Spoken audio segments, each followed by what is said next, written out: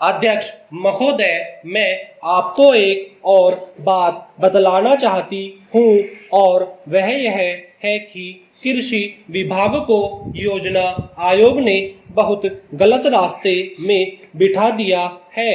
उन लोगों के पास लड़ने के लिए दम नहीं है और देश में खाद्यान्न का उत्पादन बढ़ाने के लिए जो योजनाएं चाहिए और उनके लिए जो धनराशि चाहिए थे वे उनको पूरी तरह संस्वीकृत नहीं करा पाते हैं। कृषि विभाग तो जमीन की तरह आधार होता है और उसी पर देश के लिए पर्याप्त अन्न पैदा करने का महान भार है। इसलिए यह बहुत आवश्यक है कि अधिक अन्न उपजाने के मार्ग में जो भी आवश्यक कदम यह विभाग उठाना चाहे उसमें किसी तरह की रुकावट न हो। बहुत सी हड़तालें हो सकती हैं, मजदूर काम से बरी हो सकते हैं, लेकिन किसी भी हालत में वे खाने से बरी नहीं हो सकते। अब हम देखते हैं कि मिलों और कारखानों में हड़तालें हो जाती हैं, छुट्टी हो जाती है तो आम काम के दिनों की अपेक्षा लोग उन दिनों में ज्यादा खाना खाते हैं, ज्यादा दावतें करते हैं। आज यह हमारे लिए यह सर्वाधिक महत्व का विषय है कि हमारा अन्न का उत्पादन उस गति से बढ़े ताकि हम अपनी खपत से अधिक उत्पादन कर निर्यात कर सकें। सरकार तथा इस मंत्रालय के लिए यह समस्या एक बड़ा सिरदर्द पैदा कर रही है।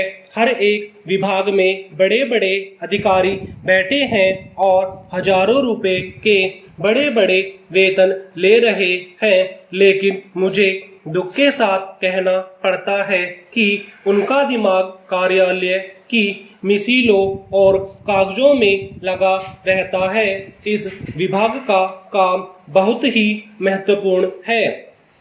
प्राकृतिक कोप के कारण जो समय समय पर हमारी फसलों को नुकसान होता है, इससे भी अपनी फसलों की रक्षा करने के लिए आवश्यक कदम उठाना इसके जिम्मे है। आज मेरे पास लखनऊ से कुछ लोग आए थे और वे लोग बोल रहे थे कि यहाँ दिल्ली में इस अवसर पर ठंडी हवा चल रही है और आप यहाँ दरवाजे बंद करके बैठे हैं या आराम से लेटे हैं, लेकिन हमारी तो जान खतरे में है। यहाँ ओले गिर रहे हैं और हमारी गेहूं की फसल खतरे में है। अब यह इस विभाग का काम है कि चूंकि हवा में पानी ज्यादा होता है, इसलिए फसल के बचाव के लिए उस पर नियंत्रण किया जाए जिससे फसल की हानि न हो।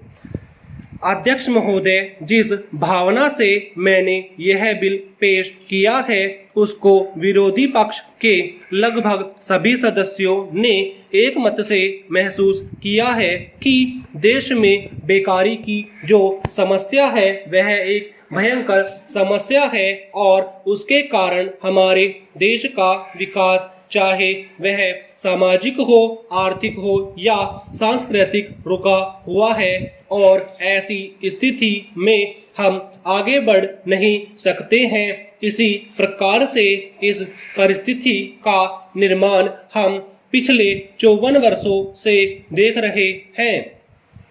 मंत्री महोदय ने यहाँ पर अभी कहा कि राष्ट्रपति इस काम को नहीं कर सकते हैं क्योंकि वह उनके अधिकार के बाहर है। आप राज्यों में राज्यपाल शासन स्थापित करते हैं जब यह देखते हैं कि किसी राज्य में वहाँ की व्यवस्था, वहाँ का विकास ठीक नहीं हो रहा है। जब किसी राज्य में गड़बड़ी फैल रही हो, विकास का काम समाप्त हो गया हो और जिम्मेदारी से लोग काम न करते हो, तो वहां पर राज्यपाल शासन स्थापित किया जाता है।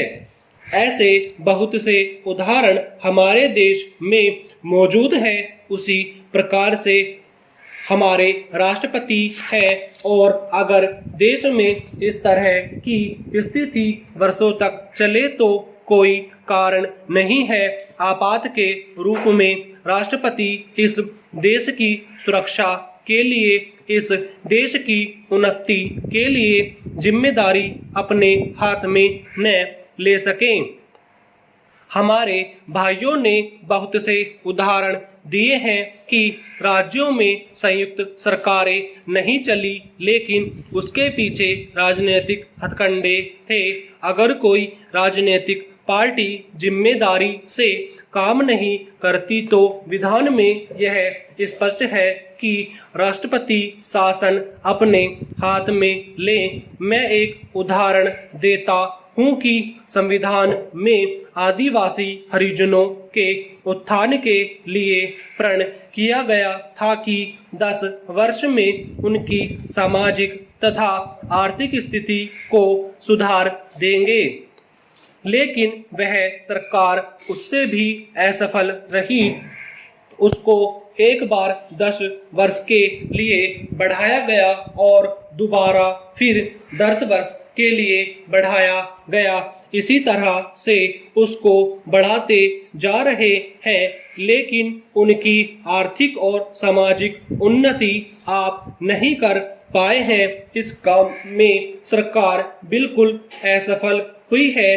पिछली बार सरकार पर अविश्वास का प्रस्ताव भी आया था और वह पास होने वाला था। इसलिए मेरा कहना है कि हमारे देश में यह जो बेकारी की समस्या है, वह एक बहुत ही भयंकर समस्या